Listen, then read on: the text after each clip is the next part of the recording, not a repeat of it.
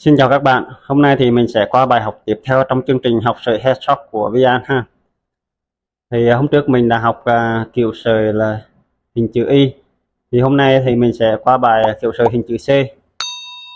Kiểu sợi hình chữ Y và sợi chữ C thì nó chủ yếu phân bố ở phần đầu chân mày. Mà phần đầu chân mày là một trong những phần quan trọng nhất, mình cần phải thể hiện được độ tự nhiên của sợi khi mà lên trên chân mày thật. Chính vì vậy là mình phải luyện tập nghiêm túc ở cái phần chữ C này. Tại vì phần chữ C nó sẽ khó hơn phần chữ Y một xíu ha, do nó có độ cong nên nó sẽ khó hơn. Và bây giờ mình sẽ đi vào phần chi tiết thực hành kéo sợi chữ C. Về cấu trúc của sợi thì sợi chữ Y và sợi chữ C nó cũng giống nhau. Phần giữa này gọi là phần thân sợi, nó được giới hạn từ khung trên chân mày tới phần khung dưới chân mày. Phần này có đặc tính là sợi đậm nhất và tiết diện lớn nhất ha. Đây là cái phần giới hạn khung chân mày. Và phần thứ hai mình tạm gọi là phần ngọn sợi ha. Phần ngọn sợi thì nó nằm từ phần khung trên chân mày tới đường giới hạn phía ngoài. Và phần này có độ dài từ 1 đến 2 mm nhé. Đặc tính của phần này là sợi nhạt và tiết diện thanh mảnh nhất nhé. Và phần thứ ba mình tạm gọi là phần chân sợi. Thì phần chân sợi nó cũng tương tự như phần ngọn sợi, nó có giới hạn từ phần khung dưới chân mày tới đường giới hạn phía dưới cùng. Thì phần này nó cũng có đặc tính là sợi thanh mảnh và màu sắc nó nhạt nhất ha. Thì khi mà thể hiện sợi headshot nói chung và sợi chữ C nói riêng thì mình phải thể hiện đúng cấu trúc của sợi, thì cái sợi của mình nó mới đẹp, nó mới tự nhiên và nó có chiều sâu ha.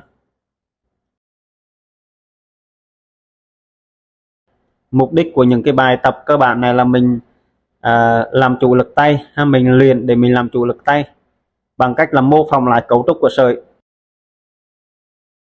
Cách kéo sợi thì mình cũng sẽ có hai cách. Cách đầu tiên là mình kéo một chiều từ trên xuống dưới ha, mình kéo một chiều từ trên xuống dưới. Thường mình sẽ bắt đầu từ phần ngọn sợi đi vào phần thân sợi và kết thúc ở phần chân sợi. Khi kéo sợi một chiều từ trên xuống dưới thì mình sẽ phân bố lực ở phần ngọn sợi và phần chân sợi sẽ nhẹ nhất. Còn phần thân sợi thì mình sẽ tăng lực để cái tiết diện của sợi nó sẽ đậm nhất và màu sắc nó tối nhất ha. Đó là cách kéo theo một chiều từ trên xuống dưới. Còn kéo hai chiều tức là đi theo hai hướng thì mình sẽ bắt đầu từ ở phần thân sợi. Thì từ phần thân sợi mình sẽ đi lên phần ngọn sợi, và từ phần thân sợi mình sẽ đi xuống phần chân sợi. Thì về phân bố lực thì nó cũng giống như ở kéo một chiều. Ở phần thân sợi thì mình sẽ nhấn mạnh hơn, còn phần ngọn sợi và phần chân sợi thì mình sẽ thả lỏng hơn và vuốt dứt khoát, thì cái sợi của mình nó sẽ thanh mảnh và có chiều sâu. Và bây giờ mình sẽ đi vào hướng dẫn các bạn từng cách một. Và cách đầu tiên là mình sẽ áp dụng cách kéo một chiều từ trên xuống dưới ha. Thì ở phần ngọn sợi thì mình sẽ lấy đà từ đường giới hạn phía trên để bắt đầu phần ngọn sợi, và khi vào phần thân sợi thì mình sẽ tăng lực hoặc là mình sẽ lặp lại nhiều hơn để cái tiết diện ở cái phần thân sợi này nó sẽ đậm hơn và nó dày hơn.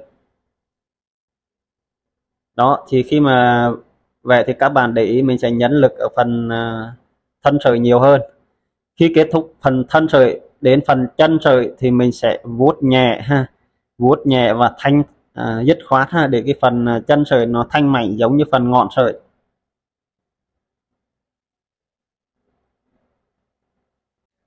Đó, khi các bạn làm chủ được lực tay rồi thì cấu trúc của sợi nó sẽ thể hiện rõ ràng như vậy. Tiếp theo thì mình sẽ mô phỏng, các bạn xem kỹ ha.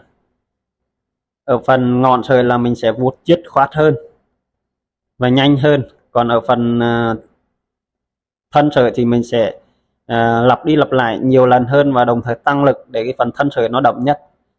Rồi khi mà kết thúc phần thân sợi đến phần chân sợi thì mình sẽ vuốt nhẹ và dứt khoát ha, để phần chân sợi nó sẽ thanh mảnh và đúng cấu trúc của sợi.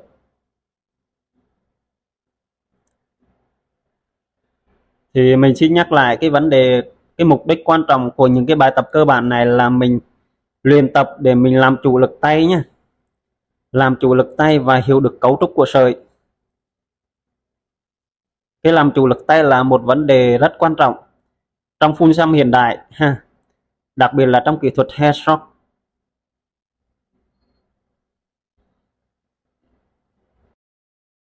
Cái mức độ những cái bài cơ bản đầu tiên là những cái bài dễ nhất ha, mình làm bằng viết chì và thực hiện ở trên giấy là cái mức độ dễ nhất.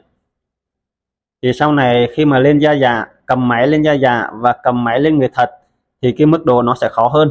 Chính vì vậy là ở những bài tập đầu tiên này, những cái bài tập nền tảng này, các bạn phải luyện tập thật nghiêm túc ha, kiên trì luyện tập nghiêm túc. Có thể các bạn sẽ chán nản ở trong quá trình luyện tập những cái bài này và các bạn sẽ bỏ qua, nhưng mà các bạn bỏ qua ở phần này thì vào phần sau các bạn sẽ gặp những vấn đề của những cái phần này mà các bạn chưa giải quyết xong. Chính vì vậy là các bạn phải nghiêm túc ở những cái phần này thì khi mà ráp vào phần sợi á thì nó sẽ rất dễ dàng. Đó, bạn nào mà chưa có cái file tài liệu hình chữ C này thì các bạn cứ để lại bình luận ở phía dưới, mình sẽ gửi cho các bạn nhé.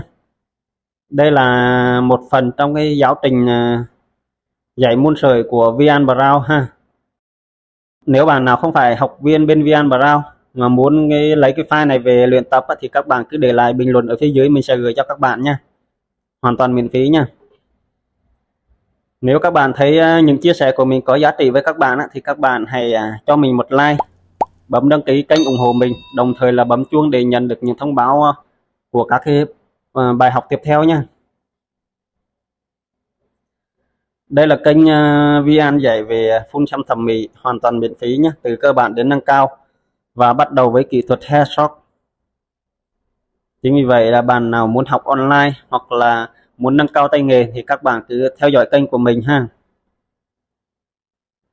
Quay lại với việc luyện tập thì các bạn phải để ý ha, ở phần ngọn sợi mình sẽ vuốt nhẹ hơn, mình sẽ giảm cái lực, tức là mình phải làm chủ được lực tay á, là mục đích của bài tập này thì mình đang làm chủ lực tay.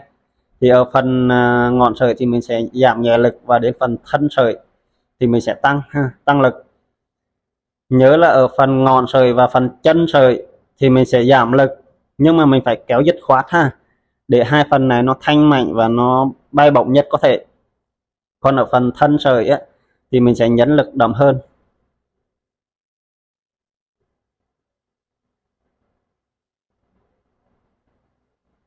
Đó, thì việc luyện tập như vậy là nhằm mục đích là giúp chúng ta là kiểm soát lực tay tốt nhé. Kiểm soát lực tay thì khi mà vào phần nâng cao, vào phần các kiểu spy thì sẽ dễ dàng hơn. Khi các bạn luyện tập nghiêm túc ở những bài tập cơ bản này, các bạn làm chủ được lực tay rồi thì các bạn đã đi được 50% của hành trình chinh phục môn sợi headshot này nha các bạn. Tại vì lực tay trong bộ môn này nó rất quan trọng nên các bạn lưu ý nhé.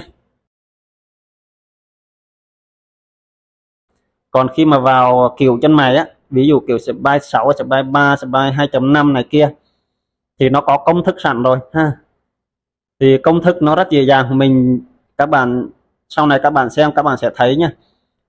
Công thức mà mình áp dụng ở đây là mình chia sẻ một cái là các bạn xem qua là các bạn hiểu luôn và các bạn có thể áp dụng trực tiếp được luôn ha. Thì vấn đề quan trọng là mình phải vuốt sợi làm sao cho nó đẹp, làm sao cho chân mày nó có chiều sâu và cái sợi của mình nó thanh mảnh và nó đẹp nhất có thể ha.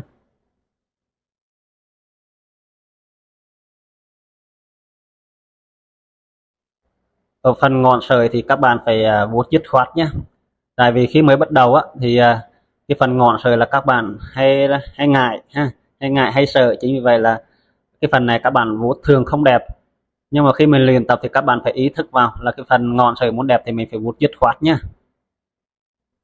Cái đẹp của kỹ thuật headshot á thì nó nằm ở phần ngọn sợi và phần chân sợi.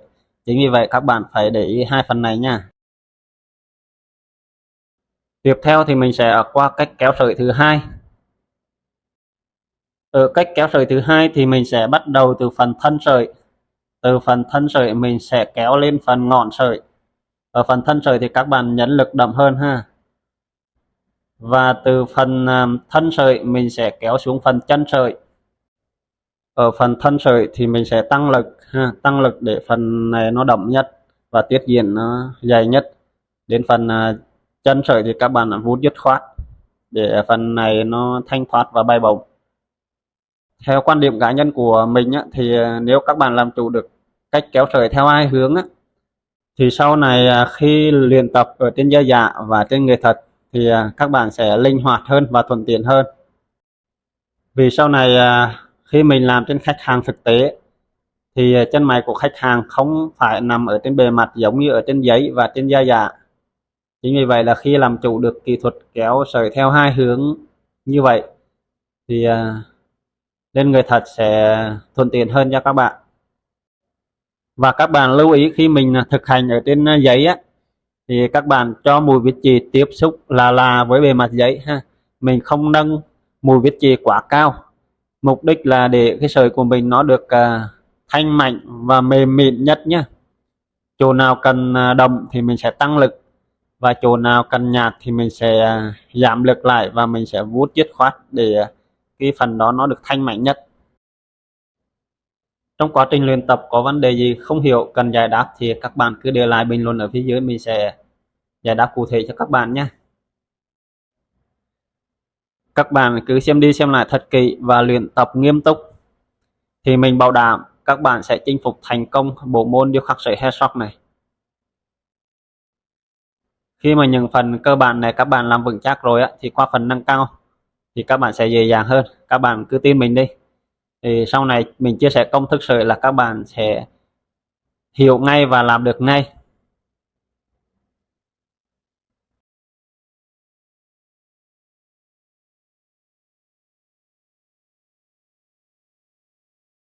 Với cách vuốt hai chiều này á, thì cái phần ngọn sợi và phần chân sợi nó sẽ bay bổng hơn ha, nó sẽ bay bổng hơn.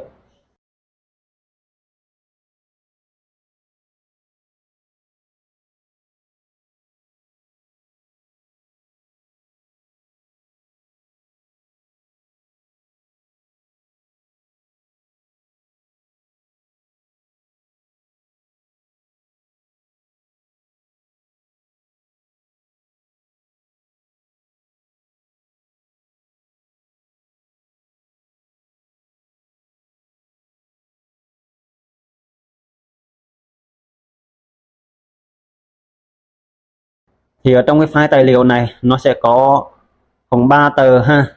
Thì cái này thì tùy các bạn lấy về thì các bạn có thể in nhiều hơn ha. Nhưng mà theo mình nghĩ á, thì các bạn luyện ít nhất là 3 tờ thì các bạn sẽ hiệu quả hơn trong quá trình mà mình làm chủ lực tay ha. Đó thì mình demo một đoạn như vậy các bạn sẽ xem ha. Các bạn lấy file này về các bạn in ra để các bạn luyện tập nhé. Bạn nào chưa có file thì cứ để lại bình luận ở phía dưới thì mình sẽ gửi cho các bạn nhé.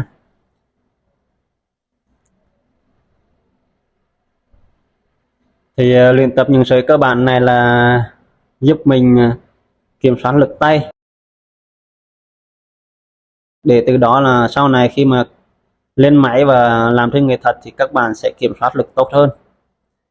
Tại vì ở trên da giả và trên giấy á, thì các bạn có thể sai, nhưng mà khi mà lên trên người thật thì các bạn phải làm chuẩn chính xác 100% nhé. Mà muốn ở trên người thật làm đẹp á, thì chắc chắn ở trên giấy và trên da giả này các bạn phải làm đẹp nhé.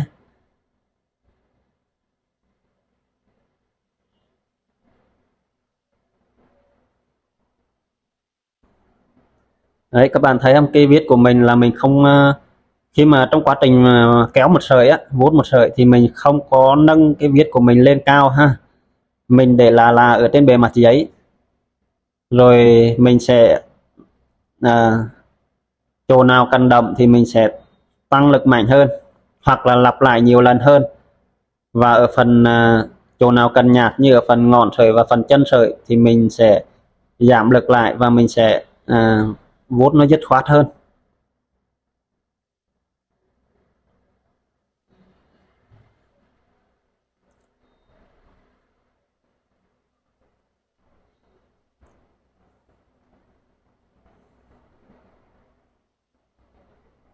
Thì dù thể hiện bằng cách nào, cách vuốt một chiều hay là cách vuốt hai chiều thì mình cũng phải thể hiện được cấu trúc của sợi ha.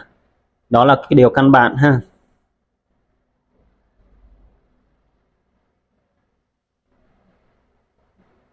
Các bạn hãy xem quan sát mình làm để làm theo nhé. Ở đây là mình hướng dẫn rất tỉ mỉ nhé. Tại vì những bài này nó rất quan trọng và nó là cái cấp độ dễ nhất trong bộ môn sợi headshot. Nếu mà những cái bài này các bạn làm không đẹp, không chuẩn á, thì các bạn không có hy vọng lên trên giấy và trên da già và trên người thật đẹp đâu nha. Bài này là mức độ nó cơ bản nhưng mà nó có vai trò rất quan trọng.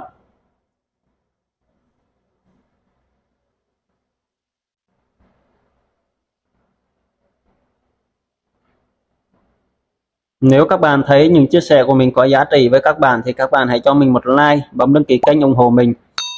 Đồng thời bấm chuông để nhận được những thông báo của các bài chia sẻ tiếp theo nhé. Đây là kênh chia sẻ về phun xăm thẩm mỹ hoàn toàn miễn phí, từ cơ bản đến nâng cao. Và bắt đầu với kỹ thuật headshot. Thì mặc dù là chia sẻ miễn phí nhưng mà VN bảo đảm với các bạn là những giá trị mà VN chia sẻ trên này là hết sức tuyệt vời, vượt ra ngoài sự mong đợi của các bạn.